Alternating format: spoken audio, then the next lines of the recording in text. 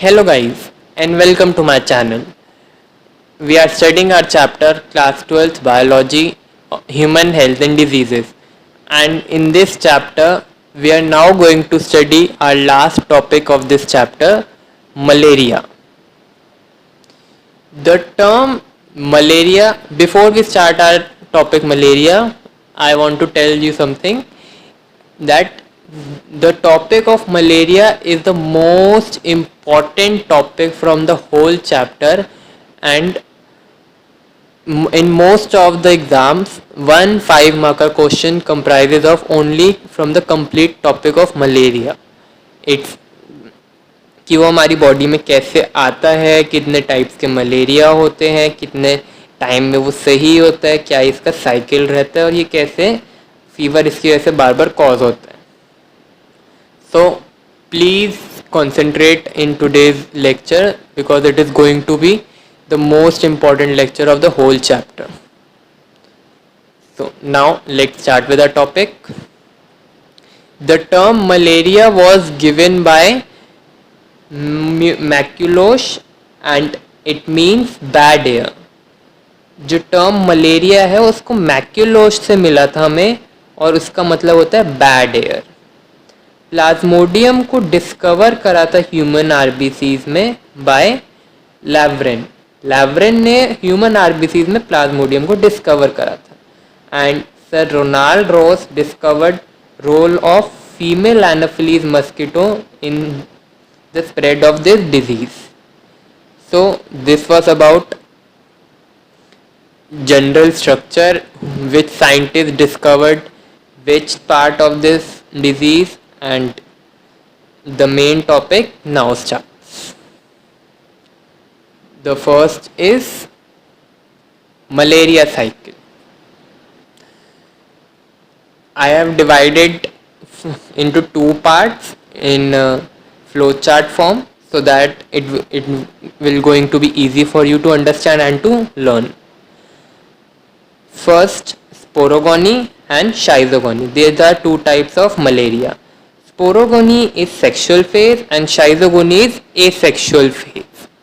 In sporogony, mosquito is the primary and definitive host, and in asexual phase, humans are the secondary or intermediate host.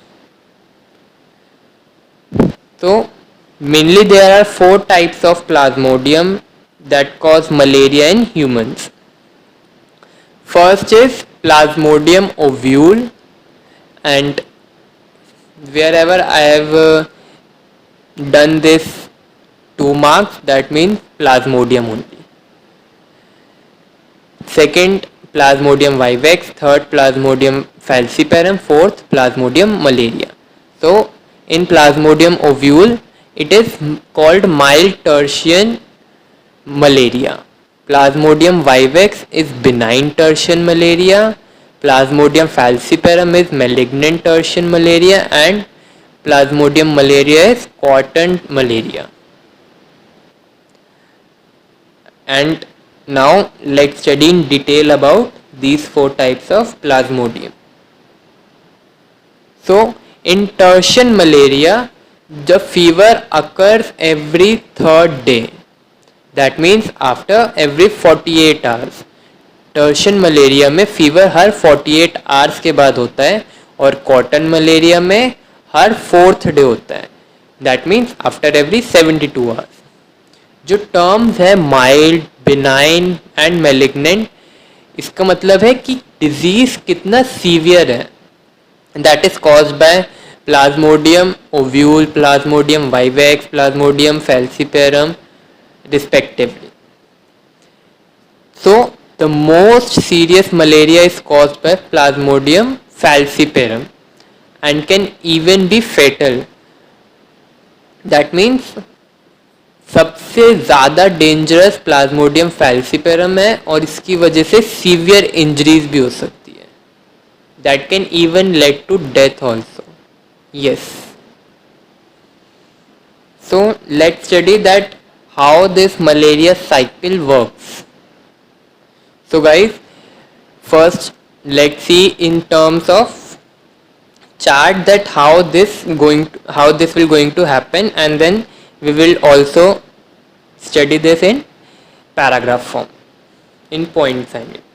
तो मैंने easy बनाने के लिए आप लोगों के लिए इसको पहले फ्लो की फॉर्म में एक चार्ट की फॉर्म में बनाया हुआ है. तो सबसे पहले यहाँ पे आप लोगों को ये दिख रहा है प्री एरिथ्रोसाइटिक शाइजोगोनी. इसमें स्पोरोजोइट्स एंटर करते हैं. स्पोरोजोइट्स में से यहाँ पे एरिथ्रोशाइजोगोनी में ये डिफरेंट पार्ट्स में डिफरेंट सेल स्ट्रक्चर्स में से होते हुए ये यहाँ पे आरबीसीज में जाते हैं. आरबीसीज में हीमोजोइन ग्रैन्यूल्स बनाते हैं. ये हीमोजोइन ग्रैन्यूल्स फिर मीरोजोइट्स के फॉर्म में आगे प्रोसीड करते हैं. फिर मीरोजोइट से फर्दर ये माइक्रोगेमीट बनाते हैं. माइक्रोगेमीट से पहले ये मैक्रोगेमीट बनाते हैं और फिर माइक्रोगेमीट बनाते हैं. देन ये माइक्रोगेमीट और macrogamete actually are two types of ookinete. तो पर्टिकुलरली ये मीरोजोइट से इन दोनों की फॉर्म में ओकाइनीट बनाते हैं. ओकाइनीट के ऊपर फिर ओसिस्ट डेवलप होती है. फिर वो सिस्ट से स्पोरोजोइट प्रोड्यूस होते हैं. फिर स्पोरोजोइट से वो सलाइवरी ग्लैंड्स में जाते हैं एंड देन सलाइवरी ग्लैंड से वो फिर स्पोरोजोइट्स बनते हैं और फिर द साइकिल कंटिन्यूज. सो ये जो डॉटेड लाइन है इसके ऊपर वाला पोर्शन इसको हम स्पोरोगैनी कहते हैं. नीचे वाले पोर्शन को लाइन से पूरा शाइजोगैनी कहते हैं. तो इसका ये कंप्लीट स्ट्रक्चर है. इसी स्ट्रक्चर की फॉर्म में ये फर्दर चलता है. ऐसे ही ये दोबारा इन्फेक्शन कॉज करता है डिपेंडिंग अपॉन कॉटन और tertian malaria. So let's see this in points also. इसकी चार्ट की हेल्प से आप बहुत ही इजीली इसको लर्न कर सकते हो और फिर सेंटेंस आप खुद भी फॉर्म कर सकते हो. So let's see in points. First, plasmodium enter the human body as sporozoite. Then parasite multiplies. सबसे पहले प्लाज्मोडियम एंटर करता है ह्यूमन बॉडी में स्पोरोजोइट्स के फॉर्म में. फिर पैरासाइट मल्टीप्लाई करता है लिवर सेल्स के अंदर. फिर पैरासाइट इन्फेक्ट करता है आरबीसीज को. और जो आरबीसी साइकिल की ड्यूरेशन है वो वेरी करती है from 48 to 72 hours depending upon malaria is cotton और टर्शियन. देन आरबीसी रप्चर होती है यानी आरबीसी का ब्रेकडाउन होता है और फिर उसमें से मीरोजोइट्स रिलीज होते हैं ब्रेकडाउन के बाद. टॉक्सिक हीमोजोइन ग्रैन्यूल्स के साथ मीरोजोइन रिलीज होते हैं. और ये जो टॉक्सिक हीमोजोइन ग्रैन्यूल्स हैं ये रिस्पॉन्सिबल होते हैं for causing chills and fever. Chills and fever means हमारी बॉडी शिवर करती है और फीवर होता है. जो पैरासाइट है उसके बाद फॉर्म करता है सेक्सुअल स्टेजेस आरबीसीज के अंदर ही. और ये गैमीटोसाइट्स को फिर पिक कर लेता है मस्किटो विद ब्लड मील्स. और फीमेल एनोफिलीज मस्किटो में ये गैमीट्स फॉर्म करते हैं. ये गैमीटोसाइट फॉर्म करते हैं गैमीट्स जो कि फर्दर फ्यूज करते हैं यानी कि आपस में प्रोसेस होता है इनका, वो फ्यूज करते हैं ताकि ये मोटाइल जाइगोट जिसको हम ओकाइनेट कहते हैं वो बना सके. ये ओकाइनेट एम्बेड हो जाता है स्टमक वॉल्स में ताकि oocyst बना सके. और इसका न्यूक्लियस रैपिडली डिवाइड करता है मतलब जल्दी डिवाइड करता है और बहुत सारे स्पोरोजोइड्स बनाता है. और फिर ये स्पोरोजोइड्स उस काइनिस्ट को बर्स्ट कर देते हैं. फिर वो oocyst ओपन होता है और फिर ये सारे स्पोरोजोइड्स ब्लड में रिलीज हो जाते हैं. और फिर ये सेवरल ऑर्गन्स को बॉडी के इन्फेक्ट करते हैं इंक्लूडिंग सलाइवरी ग्लैंड्स जिसकी वजह से मस्किटो फिर से इन्फेक्टेड हो जाता है और द साइकिल कंटिन्यूज। और इसका फ्लो चार्ट आप NCERT से भी देख सकते हो। ऑल्दो मैंने यहाँ पे अपना बेस्ट ट्राई करा है कि मैंने ये आपको सिंपल बना सकूँ, because this topic is extremely important. Here is one note also for you.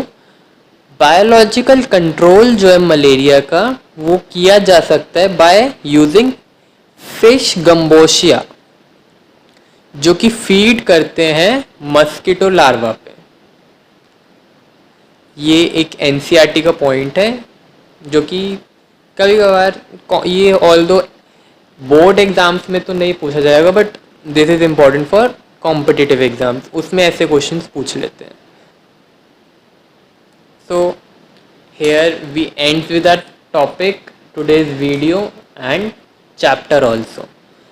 So guys, मैंने अपनी तरफ से बेस्ट ट्राई करा है कि आप लोगों को सिंपलेस्ट नोट और सारी इम्पॉर्टेंट चीज़ें कवर कर पाऊँ मैं इस नोट्स में आपके लिए, और इसके लिए इस नोट्स को आपके लिए यूज़फुल बना पाऊँ। And link for all the notes from this chapter of all parts will be provided in description box. From there you can see, download and note down or print, whichever method suits to you. And thank you for watching today's video. I hope ये chapter आपको अच्छे से समझ आया हो, notes ने आपको help करा हो। And I can guarantee you this thing कि अगर आप इन नोट्स को अच्छी तरह से लर्न कर लोगे, अच्छी तरह से समझ लोगे और एग्ज़ाम देने जाओगे, तो ऐसा कोई क्वेश्चन नहीं होगा जो आप ना अटेम्प्ट कर पाओ। सारे क्वेश्चंस इसी नोट्स में से होंगे, and this thing I can guarantee you, because I have prepared this notes after studying many books and many exam patterns. So I have tried my best, and all the best to you all. Keep watching these videos so that you can understand more better. And if you like this video, then please do like, share and subscribe my channel and click the bell icon for further updates. Thank you so much for watching this video.